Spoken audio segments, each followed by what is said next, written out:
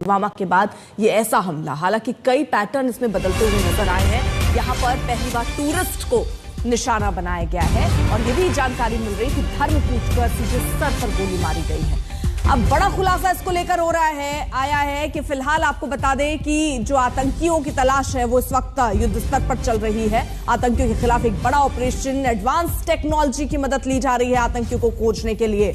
ये ऐसा इलाका क्योंकि यहाँ पहाड़ पेड़ जिनमें आतंकी आराम से छिप सकते थे, लेकिन हाईटेक यहाँ तरीके से उन्हें ढूंढने, उन्हें ठिकाने लगाने की कोशिश होगी, क्योंकि जो उन्होंने किया है उसके बाद वो बचकर जा नहीं सकते। और सुरक्षा बल पूरी चौकसी के साथ आतंकियों के खिलाफ ये बड़ा ऑपरेशन चला रहे हैं।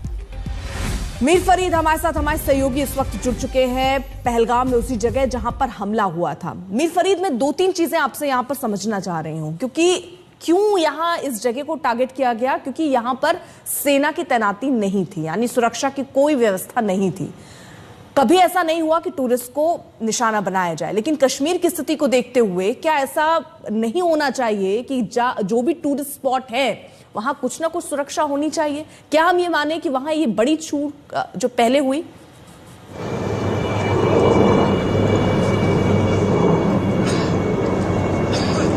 जी अर्पिता, ये सारे सवाल जो है इनका जवाब सुरक्षा एजेंसीज को देना होगा, क्योंकि काफी प्रेजेंस है, कोई शॉर्टेज नहीं है सुरक्षा बलों की। कश्मीर घाटी की बात करें और पहलगाम, इसमें कोई शक नहीं है काफी जो है अमन चैन वाला इलाका रहा, क्योंकि टूरिज्म था तो टूरिज्म चाहिए आपको, तो आपको अमन मेंटेन करना पड़ेगा। तो यहाँ ज्यादा घटनाएं नहीं हुई थी, लेकिन अगर आपको याद होगा पिछले साल भी 2 टूरिस्ट को जो है पिस्टल फायरिंग का एक इंसिडेंट हुआ था, तो पहली ऐसी घटना नहीं थी। और बार बार हमें भी जो है, हम जब अपने सूत्रों से बात करते वो कहते थे कि यहाँ से मूवमेंट जरूर नोटिस होती है, यानी कि ये एक ट्रैक है जो आतंकी संगठन इस्तेमाल कर रहे हैं। तो ऐसा नहीं है कि बिल्कुल यहाँ इनपुट्स नहीं थे, तो चूक तो जरूर है। और खासकर अगर आप इंटेलिजेंसीज की बात करें तो उनकी चूक ज्यादा है, क्योंकि सुरक्षा बल हर जगह आप एक्सपेक्ट नहीं कर सकते, क्योंकि इतना ज्यादा टूरिज्म है कश्मीर में कि आप मैन टू मैन मार्किंग नहीं कर सकते। तो इसमें रोल इंटेलिजेंसीज का बनता है कि वो सूचित करें, इनपुट दे, अलर्ट करें और उसी हिसाब से जो सुरक्षा बल है एरिया डोमिनेशन करे। तो कहीं ना कहीं अलग अलग लेवल्स पे इस पे चूक है और उन चीजों को तो जरूर देखना पड़ेगा सुरक्षा बलों को। और खासकर ऐसी जगह, जैसे आपने सही कहा, ये कट ऑफ है। जो पहलगाम आए हैं इस एरिया के बारे में जानते हैं, तो ये मेन पहलगाम नहीं है जहां सुरक्षा बल जो है काफी उनकी तैनाती है। ये कट ऑफ एरिया, यहाँ कोई गाड़ी नहीं पहुंचती, यहाँ आपको घोड़े पे आना है, पैदल आना है, बहुत दुर्गम रास्ता है। हम जब यहाँ से आए तकरीबन हमें 1.5 घंटा लगा ऊपर आते होते। बोल्डर है, पानी है, स्लिपरी कंडीशंस हैं और रास्ते में हमें जूते मिले और बिलोंगिंग्स भी हमने देखी। जो टूरिस्ट यहाँ से भागे थे इसी रास्ते से जो है आनन फानन में भागे, और जो नोमैड्स है यानी कि गुजर कम्युनिटी के लोग हैं उनसे भी हमने बात की। उन्होंने कहा कि बिल्कुल बोल्डर्स पे आधे लुढ़क रहे थे, आधे भाग रहे थे, दहशत का माहौल था। उन्होंने भी मदद करने की कोशिश की, लेकिन जो टूरिस्ट है उनकी मानसिक स्थिति कुछ इस तरीके की थी कि वो कुछ नहीं सुन पा रहे थे। कई लोग जो है नीचे आते आते भी जख्मी हुए हैं। तो ये अपने में ही जवाब है कि ये जगह क्यों चुनी है। और दूसरी वजह मैं आपको दिखाऊं, यहाँ की तरफ अगर आपको मैं दृश्य दिखाऊं, इस वक्त सुरक्षा बल जो है पूरी फोर्स में यहाँ पे है। ये सीआरपीएफ का पूरा एक कंपनी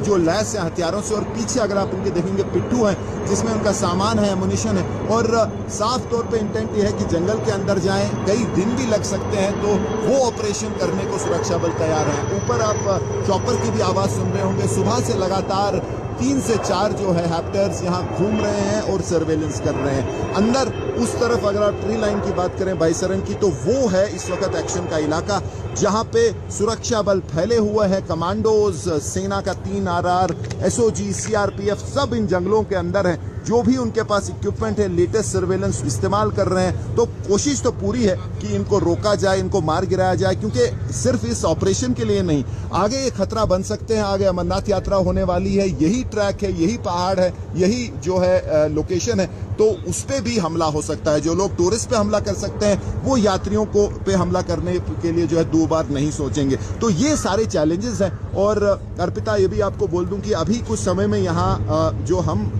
हमारे लोकल सोर्सेज कह रहे हैं कि जो गृह मंत्री अमित शाह कभी भी यहाँ आ सकते हैं। उनके साथ पूरी सुरक्षा जो सीनियर ऑफिसर्स की टीम होगी और मौके पे समीक्षा लेंगे कि क्या हुआ है और इंस्ट्रक्शंस पास करेंगे। मैसेजिंग की है। आपको क्या कोई जानकारी मिल पाई, क्योंकि 2:30 बजे देखिए हम ये तस्वीरें भी आपको दिखा रहे हैं कि किस तरह ये मीर फरीद हम तक पहुंचा रहे हैं कि किस तरह वहां सुरक्षा इस वक्त है। और मीर फरीद हमारे साथ लगातार मौजूद हैं। मीर फरीद, क्योंकि 2:30 बजे का ये इंसिडेंट है, ये हादसा हुआ है, उसके बाद सेना या जवानों को पहुंचने में वहां कितना वक्त लगा, कि कब से वहां, क्योंकि अभी हम देख रहे हैं सर्च ऑपरेशन है, लेकिन एक लंबा समय मिल गया इन आतंकियों को वहां से निकल जाने के लिए, क्योंकि पहले उन्होंने एग्जिट प्लान जरूर बनाया होगा। 2:30 बजे जब ये हादसा हुआ, उसके बाद कब से सर्च ऑपरेशन कल चला?